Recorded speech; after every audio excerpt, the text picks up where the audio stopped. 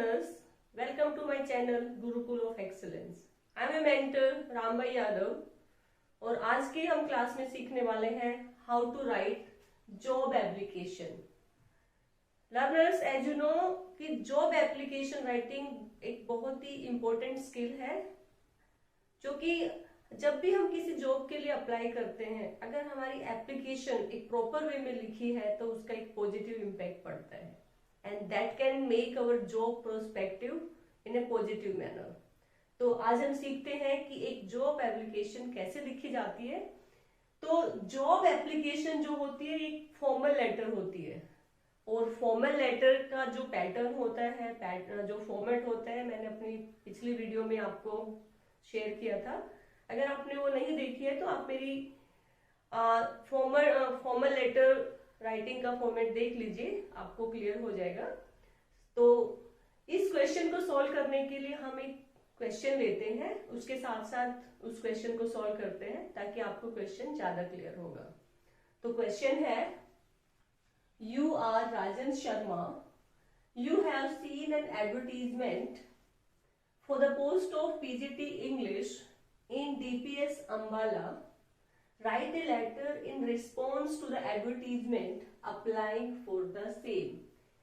Question है कि आप राजन शर्मा है और आपने एक एडवर्टीजमेंट देखी है, और किस चीज की एडवर्टीजमेंट है? That is for the post of PGT English. कहाँ से है, कौन से स्कूल से है? फ्रॉम डीपीएस अंबाला से है.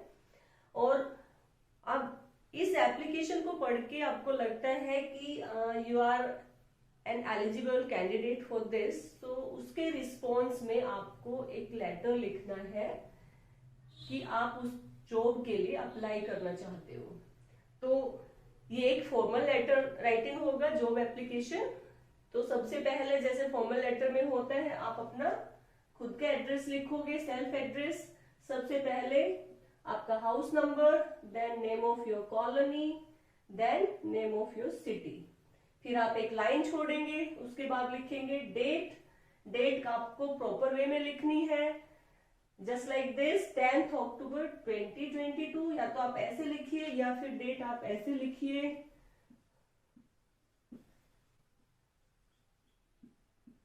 फिर अक्टूबर 10, 2022. ये दो तरीके ठीक तरीके हैं डेट लिखने के. अगर आपने इस तरह से लिख दिया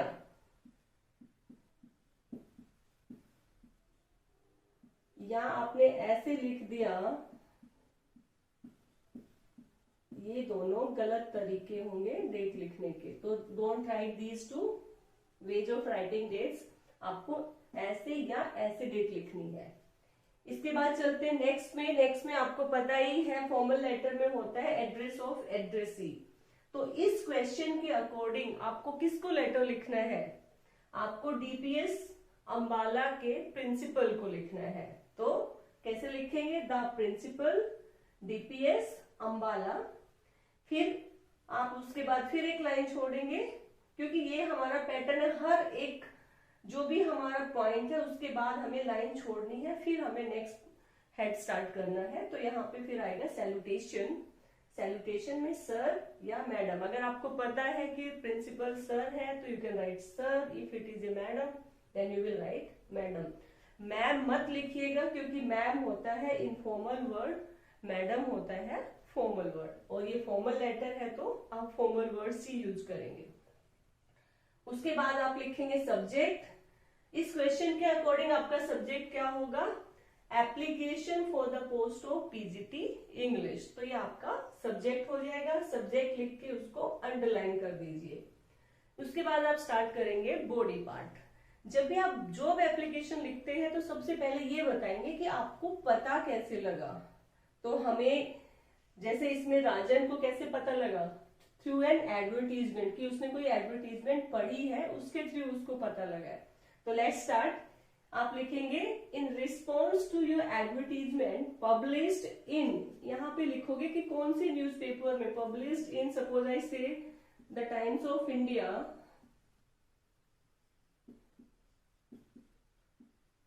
डेटेड, कौन सी डेट की है? देखो आज आप 10th अक्टूबर को लिख रहे हैं, तो यानी कि या तो आज आपने पढ़ी है या आपने इससे पहले वाले किसी डेट में पढ़ी है, तो इस बात का आप ध्यान रखेंगे।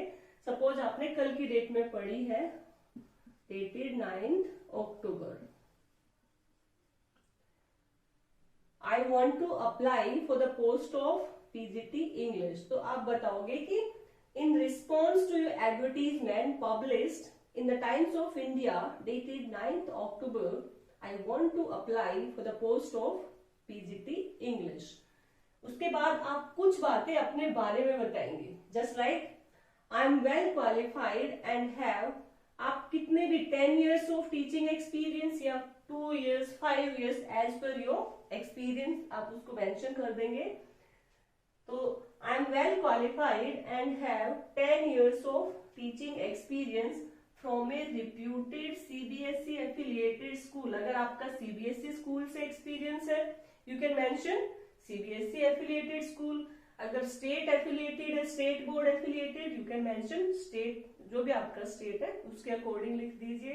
अगर आईसीएसई स्कूल है तो आईसीएसई एफिलिएटेड स्कूल, तो वो आप उसके अकॉर्डिंग हाईलाइट कर सकते हैं अपने आप को। आगे आप लिखेंगे आई हैव गुड, आप कुछ अपनी पर्सनालिटी के बारे में, कुछ कैरेक्टरिस्टिक्स जो आपके पॉजिटिव पॉइंट्स हैं, 2-4 आप यहाँ पे मेंशन कर सकते हैं। जैसे I have good communication skills and I have experience of teaching students with innovative method. Suppose करो आप बड़े इनोवेटिव मेथड से पढ़ाते हैं, आप ये भी बता सकते हैं I have a good rapport with students. you can say I'm a good counselor also। Means 2-4 चीजें अपने बारे में जो आपकी पॉजिटिव है आप शेयर कर सकते हैं इन द एप्लीकेशन। उसके बाद आप क्या लास्ट में क्या लिखेंगे अपने बारे में कुछ बताने के बाद, if selected I assure you that I shall be an asset for the institution. कि अगर मेरा सिलेक्शन होता है तो मैं आपकी इंस्टीट्यूशन के लिए एक एसेट होंगी, एक very useful you can say tool होंगी, आपके इंस्टीट्यूशन की ग्रोथ में बड़ी हेल्प करने वाली हूँ। यहाँ पे आप दूसरे वर्ड्स भी यूज कर सकते हैं, if selected I assure you that I shall prove my metal METTLE, कि मैं अपने आप को प्रूव कर दूंगी कि if I am selected I prove my mettle. और ये भी लिख सकते हैं if selected I assure you that I will help in taking your institution to the newer heights. तो these are the words, different you can say sentences you can take according to your choice। आगे क्या लिखेंगे, I am attaching my biodata for your perusal। perusal means आपके means ताकि आप उसको देख सके, आप उसको चेक कर सके। एंड काइंड कंसिडरेशन, कि मैं अपना बायोडाटा इस एप्लीकेशन के साथ अटैच कर रही हूँ। और उसके बाद आप लिखेंगे योर्स, आपको पहले भी बताया यहाँ पे YOURS, एस से पहले अपॉस्ट्रोफी नहीं लगाना है, सिंसियरली को एस स्मॉल से स्टार्ट करना है। फिर अपने साइन करेंगे, अपना नाम लिखेंगे और नीचे आप लिखेंगे एनक्लोज्ड बायोडाटा या ENCL भी लिखा हो। अगर ENCL लिखा है उसका ENCL डॉट, ये short form abbreviated form enclosure की होती है।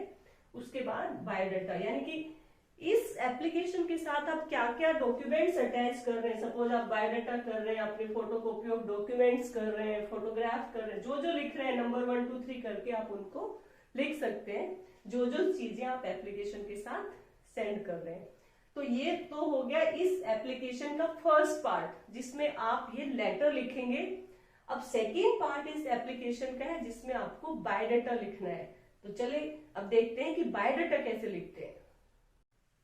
तो चलिए अब देख लेते हैं कि बायोडाटा कैसे लिखते हैं। सबसे पहले आप पेज के सेंटर में लिखेंगे बायोडाटा। देखिए मेरे पास स्पेस कम है क्योंकि लिखना ज्यादा था, तो मैंने इसको यहाँ से सेकंड पेज का पार्ट मान लिया है, जो रेड कॉर्नर में। तो अदरवाइज जब आप लिखेंगे तो अपने पेज के सेंटर में बायोडाटा लिख देंगे। उसके बाद अपने उस पूरे पेज को कॉलम में डिवाइड करना। पहले आप ये सारी इंस्ट्रक्शंस लिखना।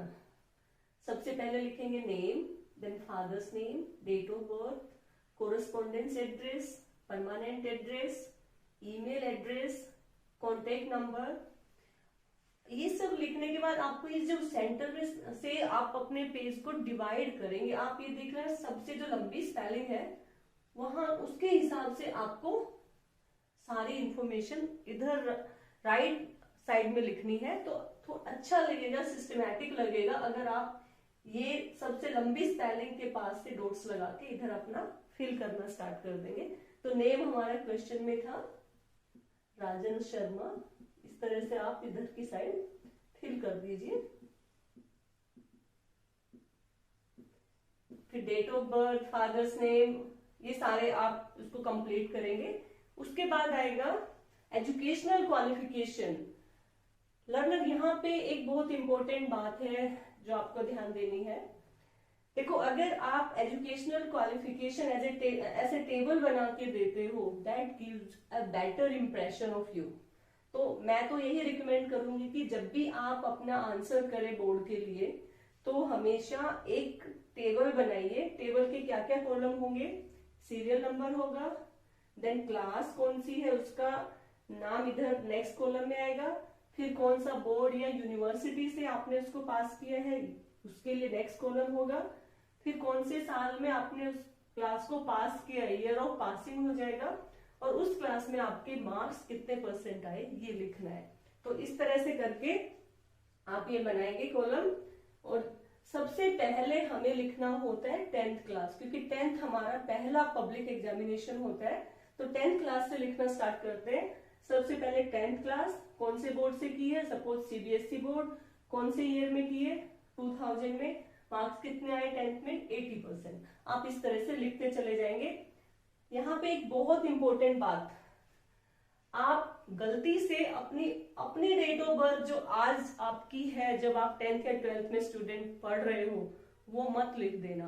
क्योंकि मोस्टली क्या होता है, 12th के बच्चे कितने साल के होंगे, 17 या 18 ईयर्स के, और उसके अकॉर्डिंग आप इस जॉब के लिए एप्लीकेबल ही नहीं है। तो आप तो यहाँ पे राजन शर्मा है, जो आपने अभी लिखा था कि आपके पास 10 इयर्स ऑफ टीचिंग एक्सपीरियंस है, आपकी आपकी एज 18 साल है। उसके बाद 12th के बाद आपने ग्रेजुएशन की, 3 इयर्स की ग्रेजुएशन होंगी, कोई सब्जेक्ट में 4 ईयर भी हो सकता है। फिर आपने पोस्ट ग्रेजुएशन की है, फिर आप एज ए टीचर अप्लाई कर रहे हो, टीचर के लिए आपने बीएड की होगी, जो कि पहले 1 ईयर कोर्स था, अब 2 इयर्स का हो गया। तो यानी कि 17 या 18 के बाद आप जोड़िए कितने साल, ग्रेजुएशन के 3 इयर्स, 18 प्लस 3 21, 21 हो गया, 21 में 2 जोड़िए 23, फिर एक बीएड का जोड़िए 25 इयर्स तक तो आपकी एजुकेशन ही हो गई। फिर उसके बाद आपने एक्सपीरियंस भी डालना है अपना 10 इयर्स का, यानी आपकी एज कितनी होगी अप्रोक्सीमेटली 35 अबव। तो अपनी डेट ऑफ बर्थ उसके अकॉर्डिंग आपको डालनी है, ये इस बात का थोड़ा ध्यान रखिएगा। तो इस तरह से आप अपनी ये सारी एजुकेशनल क्वालिफिकेशन की टेबल पूरी करेंगे। और कई जगह होते हैं जो बच्चे डायरेक्ट इसमें अपनी एजुकेशनल क्वालिफिकेशन एक सेंटेंस में लिख देते हैं, like it is MA English and BEd, इतना भी लिख देते हैं, वो भी चल जाता है, बट अच्छे मार्क्स के लिए, अच्छी प्रेजेंटेशन के लिए it's better you use the table. दोनों ठीक है, आपकी चॉइस है। तो चलिए अब देख लेते हैं कि बायोडाटा कैसे लिखते हैं। सबसे पहले आप पेज के सेंटर में लिखेंगे बायोडाटा। देखिए मेरे पास स्पेस कम है क्योंकि लिखना ज्यादा था, तो मैंने इसको यहाँ से सेकंड पेज का पार्ट मान लिया है, जो ये रेड कॉर्नर में। तो अदरवाइज जब आप लिखेंगे तो अपने पेज के सेंटर में बायोडाटा लिख देंगे। उसके बाद अपने उस पूरे पेज को कॉलम में डिवाइड करना। पहले आप ये सारी इंस्ट्रक्शंस लिखना। सबसे पहले लिखेंगे name, then father's name, date of birth, correspondence address, permanent address, email address, contact number. ये सब लिखने के बाद आपको ये जो सेंटर में से आप अपने पेज को डिवाइड करेंगे, आप ये देख रहे हैं सबसे जो लंबी स्पेलिंग है वहां उसके हिसाब से आपको सारी इंफॉर्मेशन इधर राइट साइड में लिखनी है। तो अच्छा लगेगा, सिस्टमैटिक लगेगा अगर आप ये सबसे लंबी स्पेलिंग के पास से डॉट्स लगा के इधर अपना फिल करना स्टार्ट कर देंगे। तो नेम हमारा क्वेश्चन में था राजन शर्मा। इस तरह से आप इधर की साइड फिल कर दीजिए। फिर date of birth, father's name, ये सारे आप इसको कंप्लीट करेंगे। उसके बाद आएगा एजुकेशनल क्वालिफिकेशन। लर्नर, यहाँ पे एक बहुत इंपॉर्टेंट बात है जो आपको ध्यान देनी है। देखो, अगर आप educational qualification as a table बना के देते हो, that gives a better impression of you. तो मैं तो यही रिकमेंड करूंगी कि जब भी आप अपना आंसर करें बोर्ड के लिए, तो हमेशा एक टेबल बनाइए। टेबल के क्या क्या कॉलम होंगे?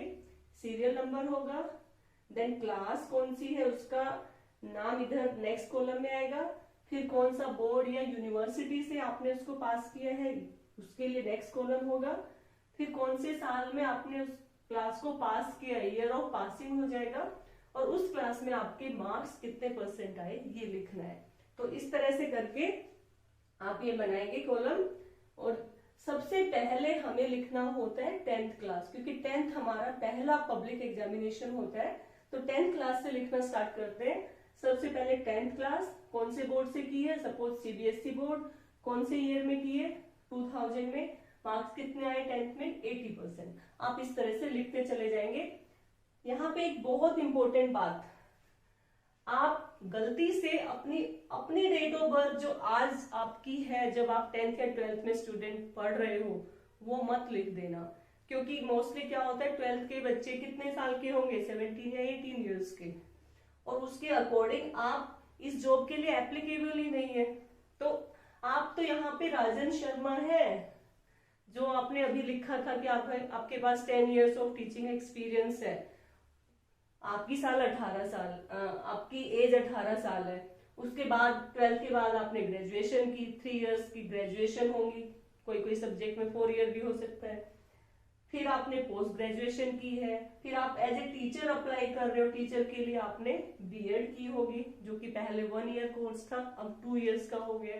तो यानी कि 17 या 18 के बाद आप जोड़िए कितने साल, ग्रेजुएशन के 3 इयर्स, 18 प्लस 3 21, 21 हो गया, 21 में 2 जोड़िए 23, फिर एक बीएड का जोड़िए 25 इयर्स तक तो आपकी एजुकेशन ही हो गई। फिर उसके बाद आपने एक्सपीरियंस भी डालना है अपना 10 इयर्स का, यानी आपकी एज कितनी होगी अप्रोक्सीमेटली 35 अबव।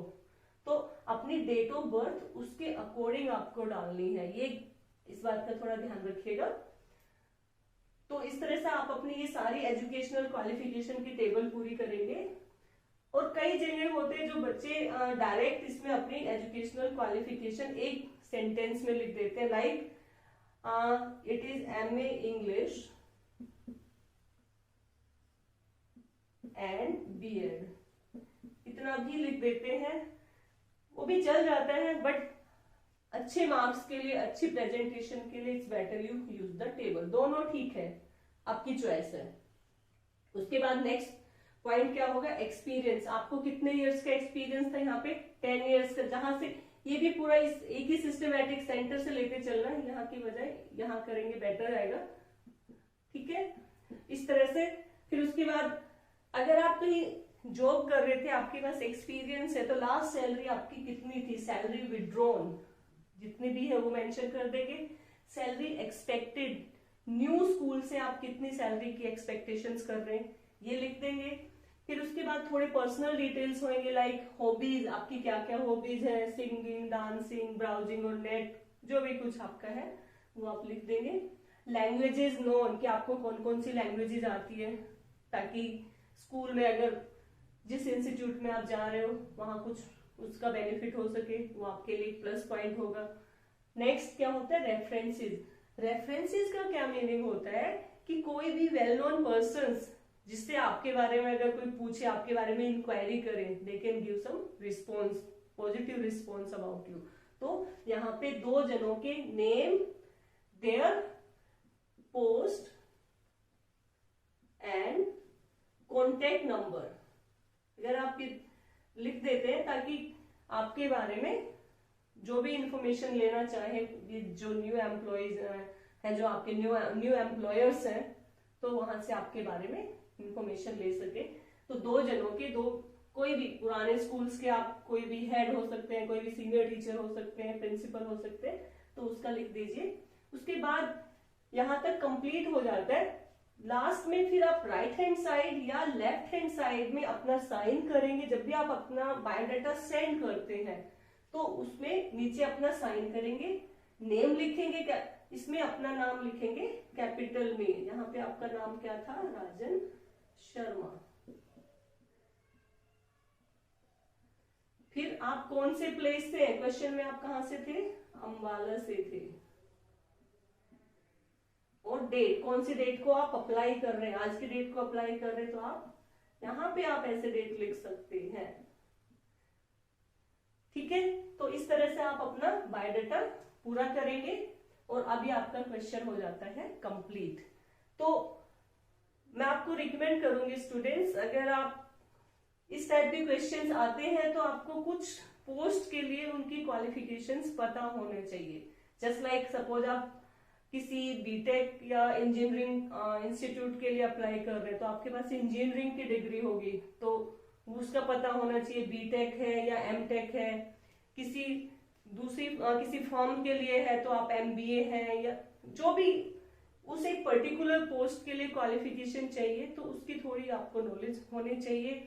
वो जो कोर्स है या डिप्लोमा है वो कितने साल का है, वो 10th के बाद होता है, 12th के बाद होता है, तो इस तरह से आपको थोड़ा पता होना चाहिए ताकि आप अच्छे से लिख पाओ। सो आई होप लर्नर्स, अब आपको जॉब एप्लीकेशन लिखना अच्छे से आ गया होगा और उसके साथ साथ बायोडाटा कैसे फ्रेम करते हैं ये भी क्लियर हो गया होगा। So you go through it again, revise it till then. तो लर्नर्स, अगर आपको मेरी वीडियो पसंद आई तो इसको शेयर कीजिएगा, लाइक कीजिएगा and subscribe my channel Gurukul of excellence. Thank you, have a nice day.